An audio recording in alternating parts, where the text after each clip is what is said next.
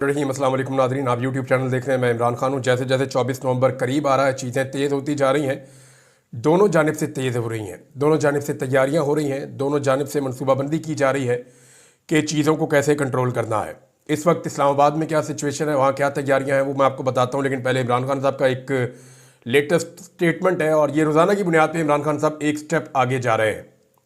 और याद रखिएगा कि इस मरतबा जो कुछ भी पाकिस्तान में हो रहा है, ये बाकी फैक्टर से इंडिपेंडेंट या आज़ाद नहीं है। ख़ास तौर पे बैरूनी फैक्टर्स, जो प्रेशर पाकिस्तान पे इस वक्त बाहर से बन चुका है, उस प्रेशर को एक आप अपने नज़र में रखें और दूसरा आप नज़र में रखें कि क्या एस्टेब्लिशमेंट ने मौजूदा जो रजीम है इससे अपने मकासद हासिल कर लिए हैं, तो ये भी आप अपने जहन में रखें। सोहेल वड़ाइच ने कहा था कि आर्मी चीफ की एक्सटेंशन हो गई है और जो कानून साजियाँ और जो चीज़ें करवानी थी वो हो गई हैं, तो इस हुकूमत में अब उतनी दिलचस्पी नहीं है। लेकिन ये भी एक अलग तरह की थ्योरी है। मेरे ख्याल में अभी बहुत सारे फैक्टर्स और भी होंगे, लेकिन सबसे इंपॉर्टेंट ये है कि जो ओवरसीज पाकिस्तानियों ने पूरी दुनिया से एक प्रेशर पाकिस्तान के ऊपर बिल्ड किया हुआ है, वो एक बड़ी चीज़ है। और उस माहौल में चीज़ें आगे बढ़ रही हैं 24 नवंबर की जानिब। आज जब मैं आपसे बात कर रहा हूँ तो 18 नवंबर है, एक हफ्ते से कम वक्त बचा है।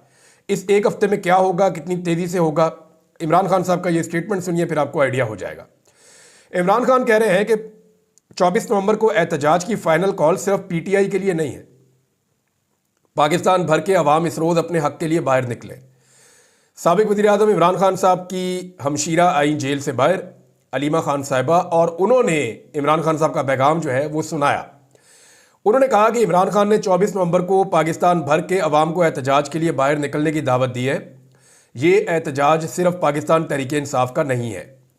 अलीमा खान के मुताबिक इमरान खान का मौक़िफ़ है कि 8 फरवरी को होने वाले इंतखाबात में अवाम ने पाकिस्तान तहरीक इंसाफ को वोट दिया, लेकिन हमारा मैंडेट चुरा लिया गया और चुरा कर चोरों को ईवान में बिठा दिया गया। ऐसे इक़दामात से कौम को ग़ुलाम बना दिया गया। अब लोगों को अपने और अपने बच्चों के लिए घरों से बाहर निकलना होगा। इमरान खान की हमशीरा ने कहा कि इमरान खान का मौक़िफ़ है कि इस वक्त मुल्क में मीडिया और जुडिशरी को तबाह कर दिया गया।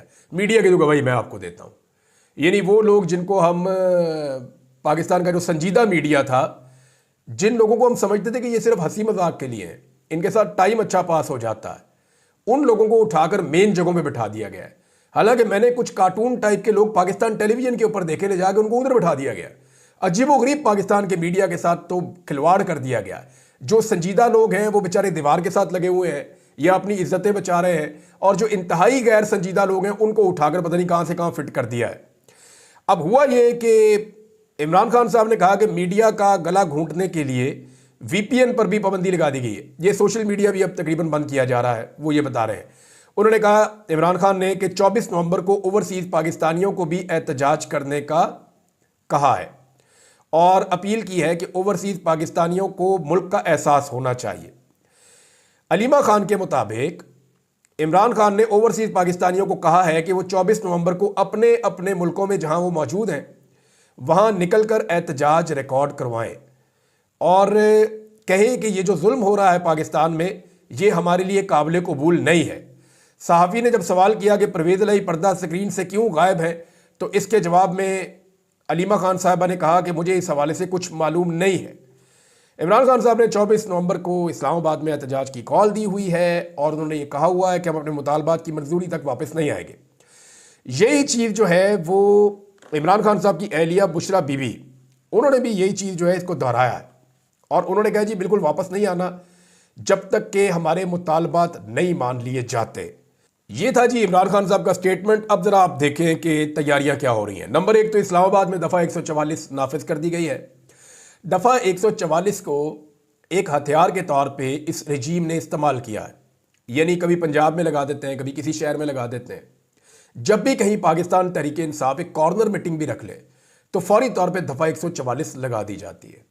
दफ़ा 144 का इतनी दफ़ा कभी इस्तेमाल नहीं हुआ जितनी दफ़ा अब इस्तेमाल कर लिया गया है दफ़ा 144 का इमरान खान के ख़िलाफ़, लेकिन कामयाबी इनको हासिल नहीं हो रही और सबसे ज़्यादा मुकदमात के अंदर इसका जिक्र भी होता है। तो इस्लामाबाद में एक मरतबा फिर दफ़ा 144 नाफिज कर दी गई है और लंबे अरसे के लिए नाफिज की गई है ताकि ये जो एहतजाज का पीरियड है ये निकल जाए। लेकिन इससे फ़र्क पड़ेगा या नहीं, ये तो आपको 24 को पता चल जाएगा। दूसरा यह है कि इस्लामाबाद पुलिस ने कुछ चीज़ों की डिमांड की थी, वो चीज़ें उनके लिए खरीदने का फैसला किया गया और 1-2 रोज़ में वो चीज़ें उनको डिलीवर हो जाएंगी। मीडिया रिपोर्ट्स के मुताबिक इस्लामाबाद पुलिस ने 400 कंटेनर्स मांगे हैं कि जनाब हमें 400 कंटेनर्स दिए जाएं ताकि हम इस्लामाबाद की हदूद को अंदर से बंद कर सकें। अब 400 कंटेनर से क्या इस्लामाबाद को ये बंद कर लेंगे और क्या 400 कंटेनर लोगों का रास्ता रोक पाएंगे? कंटेनर से जो रुकावटें लास्ट टाइम लगाई गई थी खैबर पख्तूनख्वा से आने वाले काफिले के सामने, उससे बड़ी रुकावटें माजी में कभी नहीं लगाई गई। पहले ये होता था कि कंटेनर्स को ऐसे खड़ा किया जाता था, जैसे ये स्ट्रेट सड़क जा रही है तो बीच में ऐसे कंटेनर क्रॉस खड़ा कर देते थे। इस मरतबा ये नहीं हुआ। ये सड़क जा रही है तो उन्होंने एक के पीछे दूसरा, तीसरा, चौथा, पांचवां, छठा, तो ये लंबे तकरीबन 100-200 मीटर तक या इससे भी ज़्यादा एरिया तक कंटेनर इकट्ठे खड़े कर दिए थे और खड़े भी लाइनों में किए थे, स्ट्रेट लाइनों में, ताकि बीच में तो कोई मोटरसाइकिल वाला भी ना गुजर सके। तो ये पाकिस्तान में पहली मरतबा इस लेवल की रुकावटें थी, लेकिन लोगों ने उनको भी हटा दिया। वो रुकावटें भी अबूर हो गई। तो अब उसके अलावा क्या कर सकते हैं? उसके अलावा तो अब कोई यानी इससे कोई नेक्स्ट लेवल का काम मेरे तो दिमाग में नहीं आ रहा। पता नहीं अब रियासत क्या करेगी। बहरहाल 400 कंटेनर मांगे इस्लामाबाद पुलिस ने, 40,000 आंसू गैस के शेल उनको दिए जाएंगे, 50,000 रबड़ की गोलियां उनको दी जाएंगी और 2,000 पैलेट गन्स की खरीदारी भी मीडिया पे रिपोर्ट हो रही है और ये सामान 1-2 दिन में इस्लामाबाद पुलिस को मिल जाएगा। अब सवाल ये है कि ये 40,000 आंसू गैस के शेल क्या किसी दुश्मन से हमारी लड़ाई है? ये तो पाकिस्तानियों को मारने हैं ना। और मारने क्यों है? ये वो लोग हैं जो आ रहे हैं, कह रहे हैं जनाब हमारा मैंडेट चोरी हो गया, हमें वापस दे दें। ये वो लोग हैं जो कह रहे हैं जी झूठे मुकदमात खत्म किए जाएं। ये वो लोग हैं जो कह रहे हैं जी अदलिया की बहाली और आज़ादी होनी चाहिए और आइन के ऊपर हमला नहीं होना चाहिए। अब जब पाकिस्तानी अपने हुकूक के लिए आवाज़ उठाएंगे तो पुरअमन एहतजाज की गारंटी पाकिस्तान का कॉन्स्टिट्यूशन देता है, आईने पाकिस्तान इसको गारंटी करता है। अब ये आईने पाकिस्तान में अपना लिखा हुआ हक इस्तेमाल करने के लिए जब पाकिस्तान आएंगे तो पाकिस्तानियों के खिलाफ 40,000 आंसू गैस के शेल, 50,000 रबड़ की गोलियां और 2,000 पैलेट गन्स ये अब ले ली गए हैं। जो पहले सामान पड़ा हुआ वो इनके पास अलग है। तो पाकिस्तानियों को मारने के लिए देखें पाकिस्तानियों के टैक्स का पैसा कैसे इस्तेमाल होता है। मैं सिर्फ पाकिस्तानियों को यह बताना चाहता हूं कि आपके ऊपर, और ये कुछ भी नहीं है, ये कुछ भी नहीं है। ये पहले इन्होंने बहुत ताकत इस्तेमाल की है तो क्या कर दिया लोगों का, लोग पहुंच ही जाते हैं। लोग इन चीज़ों से डरते नहीं हैं, लोगों का खौफ टूट गया है। ऐसा लगता है लोगों को आंसू गैस भी असर नहीं करती। वो आते हैं और आकर अपनी उस जगह पे पहुंच के दिखाते हैं जहां उन्होंने पहुंचना होता है। बल्कि लोगों से ज्यादा तो पुलिस वालों की हालत बेचारों की खराब हो जाती है, क्योंकि ज्यादातर पुलिस की भर्तियां पुरानी है, सारे 50+ हो गए। अब उन्हें किसी को दमे के मरीज है, कोई किसी चीज का, कोई किसी चीज का, किसी का वेट ज्यादा है, वो नहीं कर पाते, नौजवानों का मुकाबला नहीं कर पाते। पाकिस्तान तहरीक इंसाफ की जो सबसे अच्छी बात है, जो सूट करती है पुलिस को, वो ये कि ये आगे से मारते नहीं है। अगर पाकिस्तान तहरीक इंसाफ के लोग भी तहरीक लब्बैक के लोगों की तरह या बाकी जमात के लोगों की तरह आगे से डंडे मारे ना, तो ये 5 मिनट का खेल है सारा, जितनी बड़ी तादाद में लोग आते हैं। लेकिन तहरीक इंसाफ के लोग पुरअमन रहते हैं, उसके लिए पाकिस्तान तहरीक इंसाफ ने एक मौक़िफ़ भी जारी किया हुआ है। वो भी स्टेटमेंट में आपके सामने रख देता हूँ, आपको आइडिया हो जाएगा। यहाँ जनाब स्टेटमेंट है पाकिस्तान तहरीक इंसाफ का और ये शेख वकास अकरम साहब ने जारी किया है। स्टेटमेंट यह है जी, बलूचिस्तान समेत मुल्क भर की तंजीमों के नाम खसूसी पैगाम। अडियाला में नाहक कैद हमारे कायद इमरान खान की कॉल के मुताबिक 24 नवंबर के मुल्क गिर एहतजाज की तैयारियों के लिए सिर्फ 5 दिन बाकी रह गए हैं। हमारे ये एहतजाज हर लिहाज से गैर मामूली और पाकिस्तान तहरीक इंसाफ की पुरअमन सियासी जद्दोजहद का एक फैसला कुन मरहला है। इस मुल्क गिर एहतजाज में हमारे ही नहीं बल्कि मुल्क व कौम के मुस्तकबिल का इन्हिसार है। चुनाचा इस बाब में हमें रवायत से हटकर बहुत गैर मामूली अंदाज में खुद को तैयार करना है और जेल में नाहक कैद अपने कायद की उम्मीदों पर पूरा उतरना है।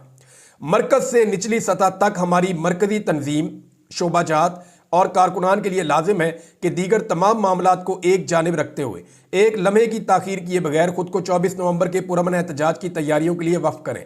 मरकज से मिलने वाली हदायत की रोशनी में अवाम को मोबिलाइज करने, इन्हें एहतजाज में शरीक करने के लिए इंतजामात के एहतमाम, काफिलों के सफ़र और ज़ादिरा कहते हैं रस्ते में जो खाने पीने का सामान है या वहाँ जाके जो सामान आपने इस्तेमाल करना होता है उसका बंदोबस्त भी करें। इस्लामाबाद में क़यामत आम, इंटरनेट, तिब्बी इमदाद और कम्युनिकेशन के असबाब समेत तमाम उमूर के हवाले से फूल प्रूफ मनसूबाबंदी करें और इस हवाले से जिम्मेदारान और कारकुनान को बर वक्त आगाह करें। हम में से हर वो शख्स जो एहतजाज को कामयाब बनाने के सिवा किसी भी मामले पर तवज्जो और तवानाइयाँ लगाएगा वो हमारी मंजिल खोटी करने और हमारी सफ़ों में नागुज़ीर इत्तेहाद और एक जो इकट्ठ है हमारा, उसके खिलाफ इक़दाम करने का कसूरवार तस्वुर किया जाएगा। और ये वो संगीन हमाकत है जिसे हरगिज़ गवारा नहीं किया जाएगा, बल्कि ऐसे अफराद जो इस वक्त नाइत्तफ़ाक़ी पैदा कर रहे हैं उनका कड़ा मुहासबा तंजीम की सतह पर किया जाएगा और उन्हें हिसाब के लिए तारीख के सुपुर्द भी किया जाएगा। कुछ लोग हैं जो आजकल चैंपियन बने हुए हैं, वो बजाय इसके कि पाकिस्तान तहरीक इंसाफ को या आम आवाम को मोटिवेट करने के, वो उनको खौफजदा कर रहे हैं। वो अजीबोगरीब किस्म के स्टेटमेंट और मायूसियाँ फैला रहे हैं कि ये हो जाता तो ये हो जाता, लोग निकलेंगे, लोग नहीं निकलेंगे। बहुत सारे लोग हैं और पब्लिक खुद उनका नाम जानती है, थोड़े दिनों में आपको पता लग जाएगा। और इसके बाद उन्होंने कहा तहरीक और इमरान खान साहब को निजी अहदाफ के लिए दौड़ धूप करने वाले खुद गर्ज अफराद की नहीं।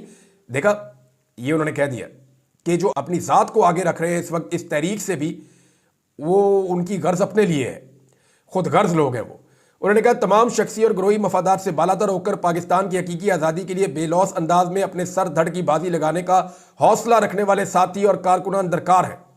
हम सब पर लाजिम है कि वक्त की नज़ाकतों और हकीकी आज़ादी की तहरीक के तकाज़ों का मुकम्मल इदराक रखें और पूरी संजीदगी, दयानतदारी और जांफशानी से तहरीक की बेमिसाल कामयाबी के लिए तमाम वसाइल बरूए कार लाएँ और इकट्ठे होकर बड़े काफिलों के साथ निकलें हकीकी आज़ादी के लिए। अब मामला यह है, पाकिस्तान तहरीक इंसाफ इस बात को जानती है कि उनके अंदर कुछ लोग उनकी सफ़ों में मौजूद हैं जिनको इस वक्त टारगेट करने से हालात पाकिस्तान तहरीक इंसाफ के ख़राब हो जाएंगे और एक अजीबोगरीब कन्फ्यूजन फैल जाएगी।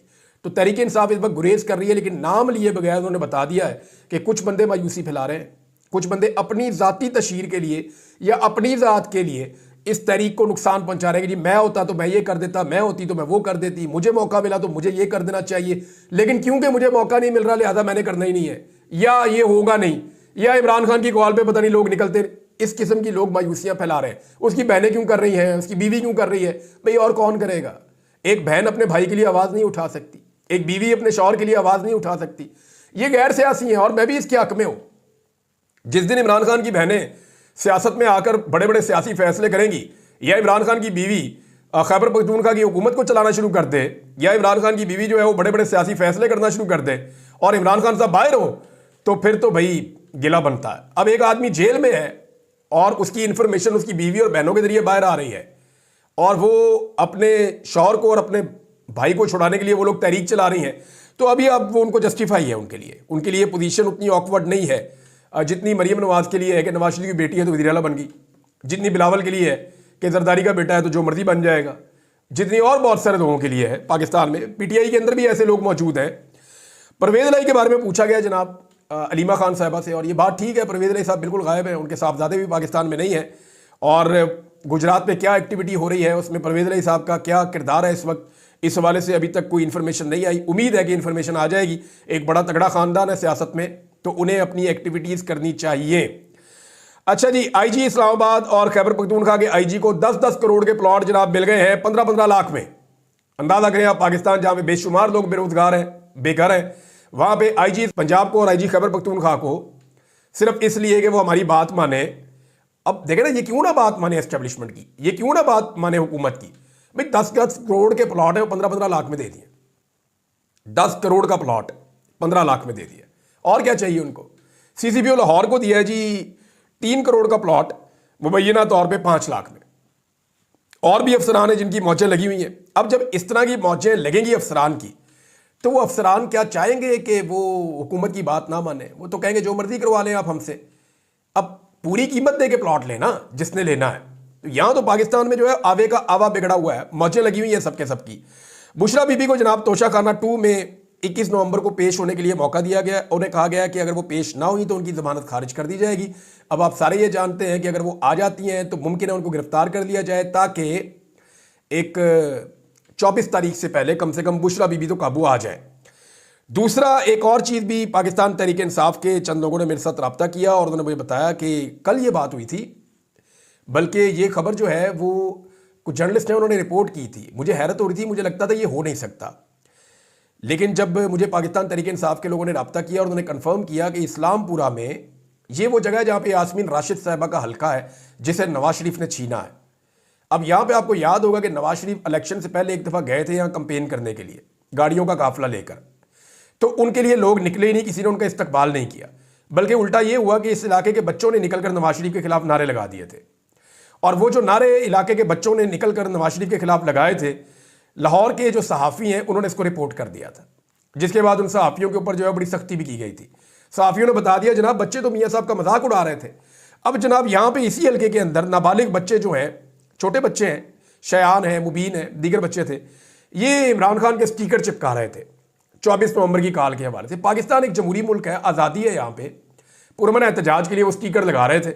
अब ये तो कोई गैर कानूनी या गैर आईनी काम नहीं है। तो जनाब उन बच्चों को पुलिस ने गिरफ्तार कर लिया रात को, और ये छोटे बच्चे हैं नाबालिग, 11 साल, 10 साल, 12 साल, बस ये उम्रें हैं इनकी। इन बच्चों को जनाब पुलिस उठाकर ले गई, थाना इस्लामपुरा में इनको बंद कर दिया और सुबह ले जाके इनको अदालत में पेश कर दिया हथकड़ियां लगाकर। अंदाजा करें, यह सिर्फ खौफ को जाहिर करता है। इस निज़ाम का खौफ जो है वो नजर आ रहा है कि इनकी कांपे टांग रही हैं, थर थर कांप रही हैं। प्रॉब्लम यह है कि इन्हें लगता है कि सब कुछ इनके हाथ से निकल गया, बच्चे भी पकड़ लो। अब वो जो बच्चे गिरफ्तार किए गए वो सुबह जज साहब की अदालत में पेश हुए तो वो बाइज्जत बरी हो गए। बाइज्जत बरी होकर वापस आए, उन्होंने फिर स्टिकर पकड़े और वो अपने काम पे दोबारा लग जाएंगे।